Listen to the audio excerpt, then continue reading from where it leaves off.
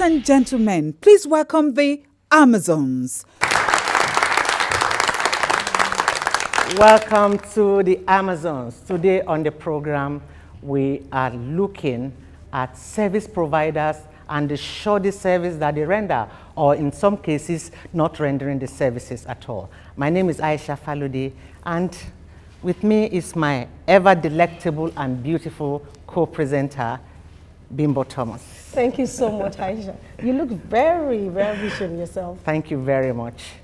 In Nigeria, it is almost impossible to get good services after paying good money to service providers.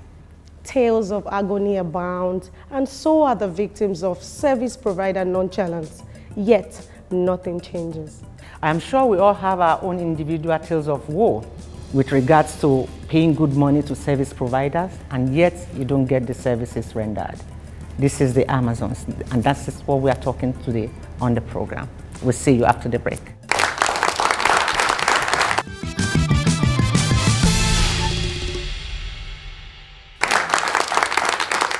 Welcome back to the Amazons, where we are talking today service providing. You pay for services that is not rendered. You pay for services that you give, the providers give you shoddy services. You pay for services that are non-existent.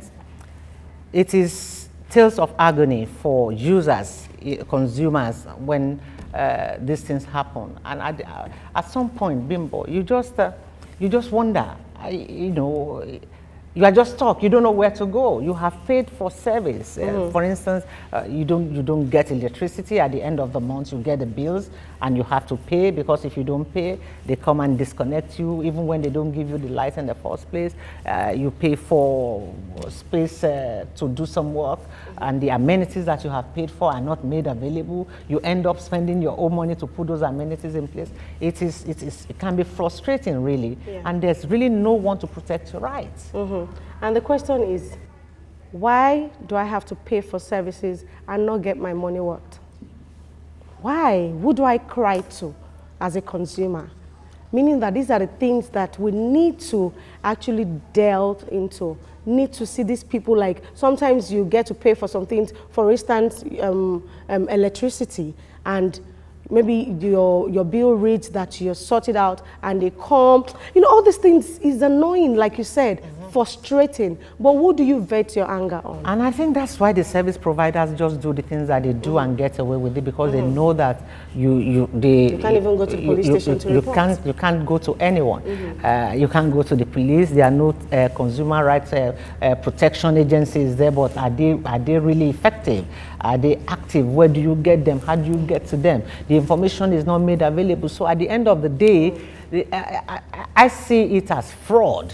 If I give you money to give me service, and at the end of the day, you don't provide that service to me, or you do it halfway, or you don't do it at all, or in the end, in the process of doing it, you do more damage. Like the mechanics, for instance. You take your car for service, you go there with a problem. That problem is not solved, but you create another one that will compound the first one you went there with. At the end of the day, you are left with both bills, and they still demand to be paid for the services that they have. Look, it's laughable, but it's not funny. It's frustrating. It's not funny. It's not. The consumer is not protected. The right is with the service provider, who has cheated you of your money, who has caused you more damage than was intended by you in the first place, who has not rendered the service, and yet it still expects you to pay for what he has not done. Aisha, that's why you see some individuals, they take laws into their hands and they want to eat these people raw. I saw a video that went viral of some woman, trying to attack the NEPA officials that came to their house to cut their light. Maybe they didn't have light for stretch, a long period of time, and they come to say they want to disconnect the light. It was a battle. And this is because there's a bottled anger, and there's nobody nobody you can go to let out your anger, to cry to. And when you see these, service providers, you just want to do anyhow, seriously. Yeah, and it doesn't really, it's not restrictive, when we come. I just think as a nation, we do not take our responsibilities and obligations. Contracts are not respected. There's no, even when it is a verbal understanding, it is still an agreement. Not everything is written in black and white. Even those that are written in black and white are not, they are not adhered to. For instance, it's in all sector. Is it telecommunications? Is it banking? Is it aviation? Is it, name it? We are just failing with regards to getting quality service for the money that we pay for the service. It is the Amazons, and you are watching us as today. What we are talking about, I'm sure every one of us can connect with it, because we must have experienced it one way or another. It is paying for services that you do not get, or you get a shoddy service. We are talking service providers on the Amazons today. We'll see you after the break.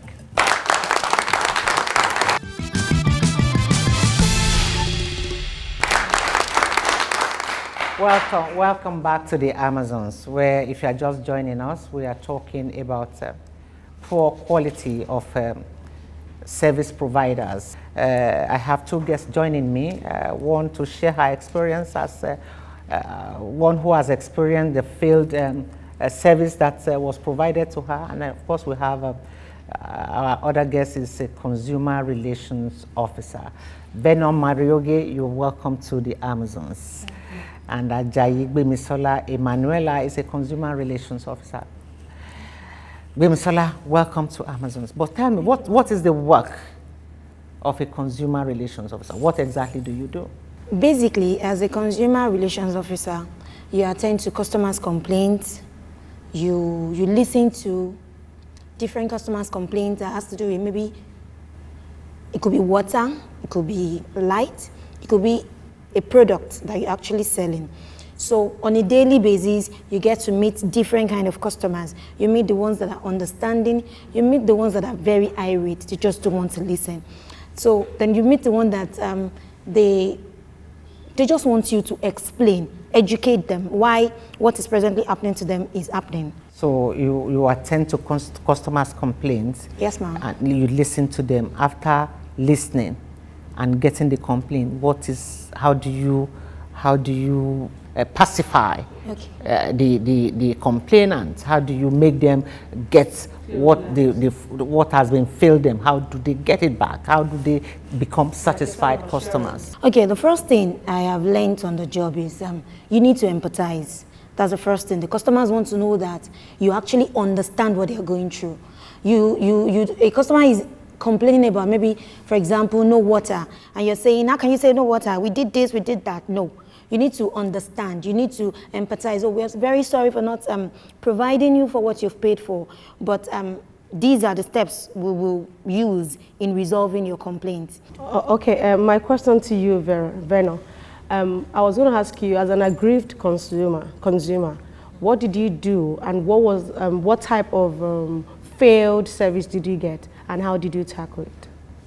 I've had occasions where I load my phone with, airtime, and it just disappeared. And this has happened to me maybe up to 3-4 times, and nothing gets done, Okay, what did I do about it? I told myself I was going to complain, but I guess I did the Nigerian thing and just said, let it go. But the next time it happened, I did complain to one of the top guys, and this time it wasn't even that they took my credit, they swallowed it, but that they were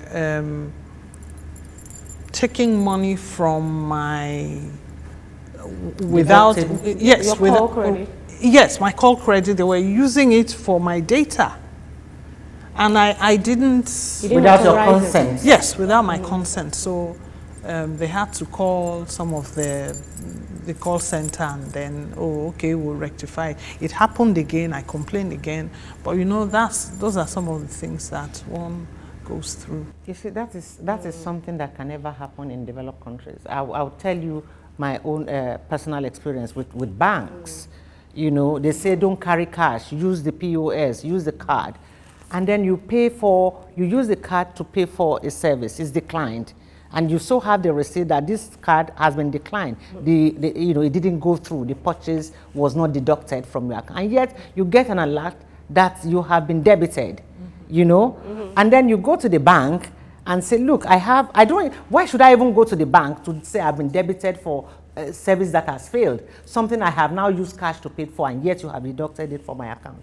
And they will tell you, go and fill a form, attach the receipt. Processes. Yes, and you do all of that. And then the same bank will not tell you, once you get the credit reversed, you won't get the alert. So how do I know that you have actually put back the money in my account? So I really do not understand this. This is a way that, these are some things, it's beyond going to complain. It's actually getting somebody to sit on the rights of the consumer. I should have a place, a telephone, someone I can call, an office I can go to, that this is what has happened. I mean, do you know how many people would have suffered that kind of fate, and how much money is being wrongfully deducted from people on a daily basis? I don't know if you But seriously, yes, I've had my experiences, and I tell you what, there was one that they didn't even revert the money.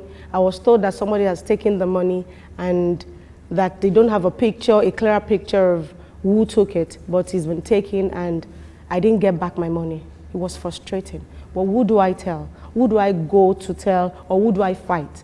I had to stop using the bank. Ma'am, in such a situation, did you speak with the manager? Because most times there are inadequacies on the part of maybe the staff of the organization. But when the complaints get to the appropriate quarter, something is usually done. Like, there is usually a step taken. Then sometimes we consumers, we do not have we do not have adequate information. Like, I'll take the NEPA PHCN case for an example. Every time my bill, most times they give us estimated bill in my area. So every time I write a mail to NERC, the subsequent month, the bill gets reduced. That's the fact. But some people don't know that they have a right to send the mail, call, Google it. The numbers are there. It might take a while because of the kind of economy we presently operate. We do not have a real structure per se. Veno, your own take on all of this, because, you know, we have failures in telecoms, we have failures in banking, all sectors actually. We have failures in airline. Have you ever been to the airport where your flight is at a certain time and you are sitting for hours? Oh, no, and no, they no, don't no. even care to apologize. They don't care to tell you what is next. You have a 4 o'clock flight, you are still waiting at the airport at 10 p.m. and nobody does anything about it. And you are left as a passenger on your own, even when it means at your own risk, because some people don't even like flying at night. And then if it's so delayed that it's now automatically cancelled, you are left to now look for where to stay, pay out of your pocket, start looking for a way to come back to the airport from your own pocket the next day. I mean, things don't work like that. These banks, honestly, sometimes they behave like little demons sometimes, because, you know, it's not every time that your account is full. And I found that it's when the account has shrunken a bit that they do this, you know, the transactions that don't go. There was a day they did that 3 times. They took the same amount of money from my account, and I was like, what is this? You know, and then of course they're so quick to take, but the process of getting it back is so complicated. Yes. You know, you should be able to do some kind of pam pam pam and transaction is reversed, you know. Anyway, what I would say is that this doing things with impunity and going scot-free, it's become the bane of our nation. You find it rearing its head everywhere. Everywhere you go, you know, people just do whatever they like, and nobody, yes. And also, the average Nigerian does not know their rights. Thank you so much. Ajayi Gbemisola Emanuela, Yes, ma'am. thank you for joining us on Amazons. And Beno Mario Gembanefo, thank you so much for sharing your experiences. This is Amazons. We'll be back talking more on the failed and shoddy services that we get, even though we have paid good money for those services to be rendered after the break.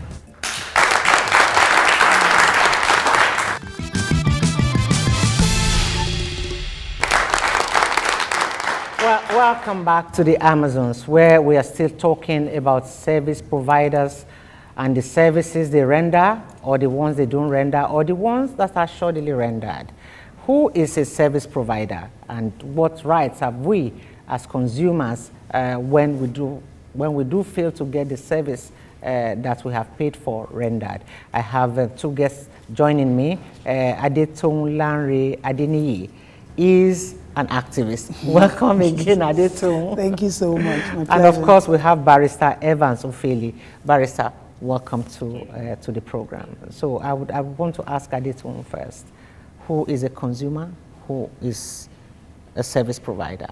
Okay, so basically, these are two different people with different motives.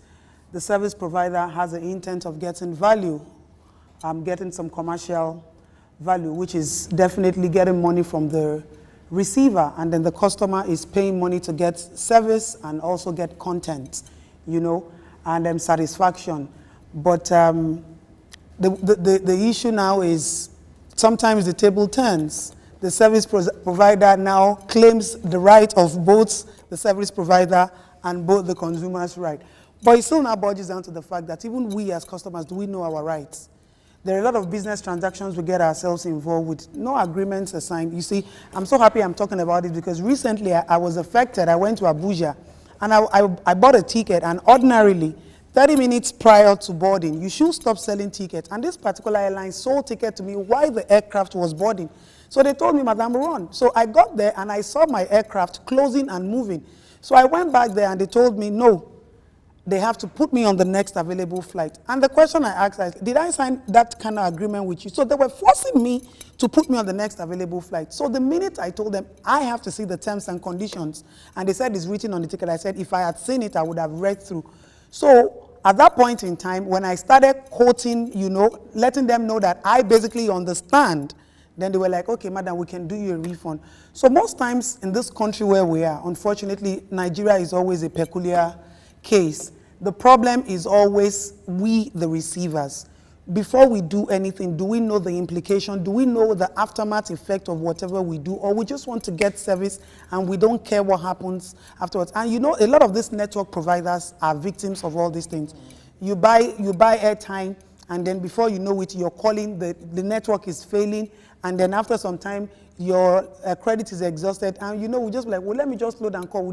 Me, I'm going to their office, and then, because for me now, I've realized that this system has failed me, so I basically don't have any job anymore. The only thing I feed on now is sue. For those cases that you have sued service providers for, how long it took for you to get what you wanted, and how long did you get any compensation? But that would be if the lawyer would need to tell us what regulators have as any fear of litigations. We have a lot of service providers and manufacturers of goods and services who have this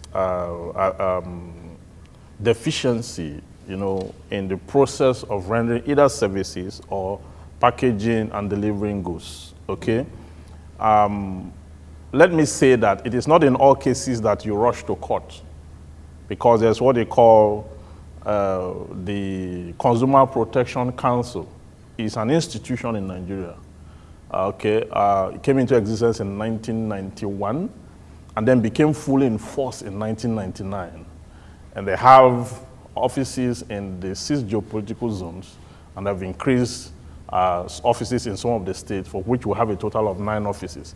If you have complaint, first of all, you can get remedy from the Consumer Protection Council.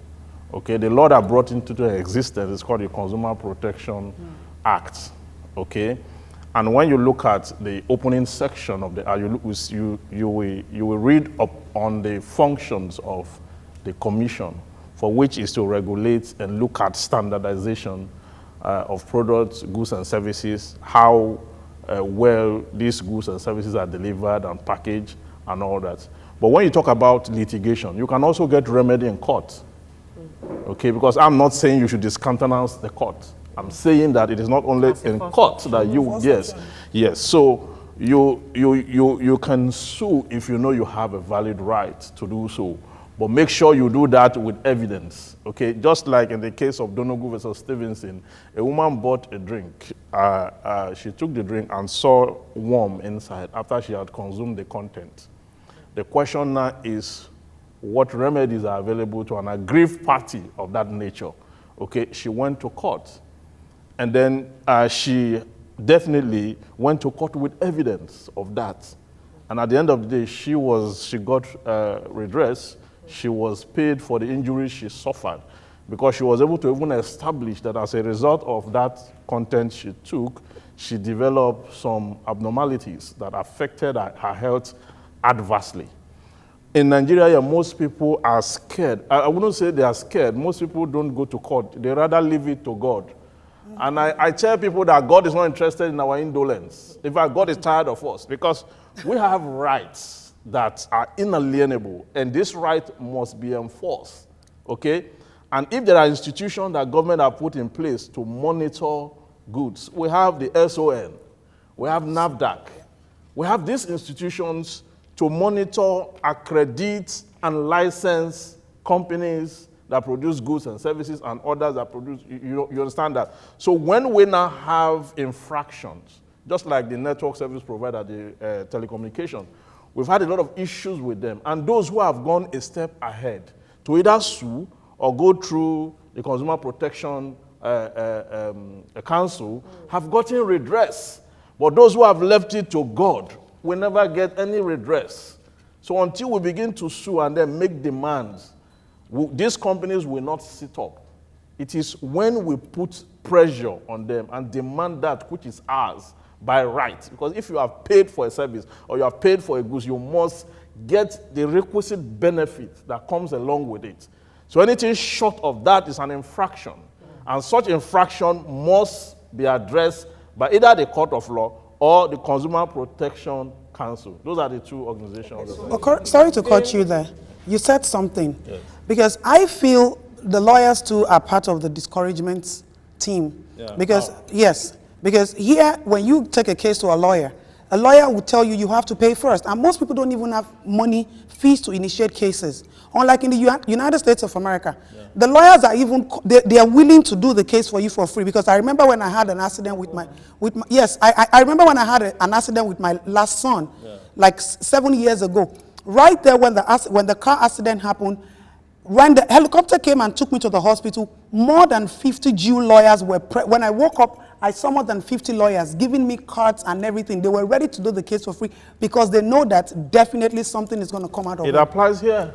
It applies here. I can tell you for free that I have 13 pro bono cases this year only. I did over 56 pro bono cases last year. It applies here. Now let me tell you, you see, there are societies where government assemble lawyers and give them certain level of allowances to take on pro bono cases. Yes. We don't have that here. You know, the security and welfare of the people is the primary purpose of government by Section 14 of the Constitution. You have enough said now. Thank you so much for letting us know, have an insight into the rights of the consumer, what the consumer should be getting from the service provider. And thank you, Evans Ophili Barrister, for letting us know that we have the option of also pursuing these cases of redress and getting compensation through the courts. Bimbo. And also that we can go to regulatory bodies that are involved, and complaints, lay our complaints so that corrections can be made and we get responses. Thank you so much. That's been the program for this day. We would be seeing you another time. Thank you so much for watching, and we'll see you next time. Bye-bye.